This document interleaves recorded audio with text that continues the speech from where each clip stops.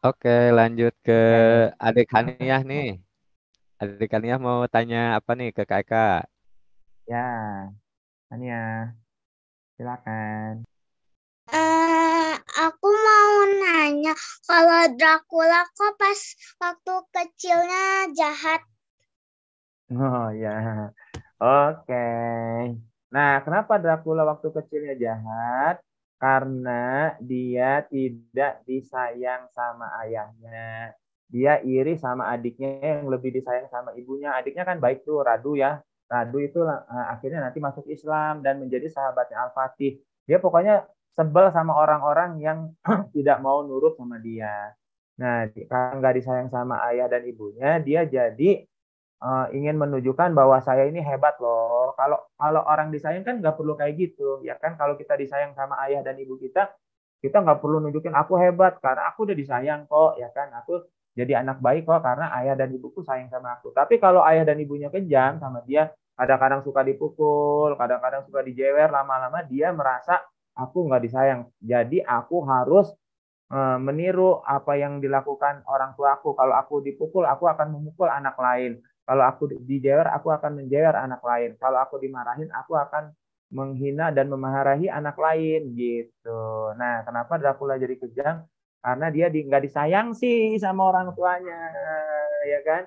Kalau disayang pasti dia jadi baik kayak Al-Fatih kan. Al-Fatih disayang sama ibunya, disayang sama ayahnya. Kalaupun dihukum tadi sama gurunya dipukul itu juga cuma sekali dan pukulnya juga nggak kencang-kencang banget. Kalau kencang banget pasti mental ya adik-adik.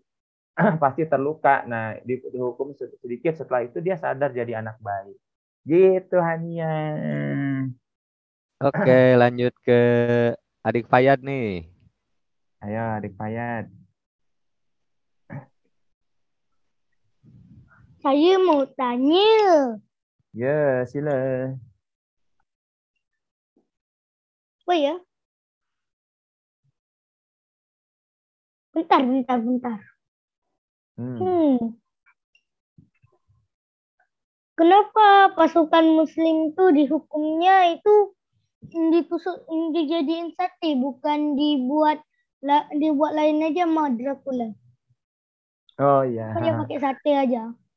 Ya.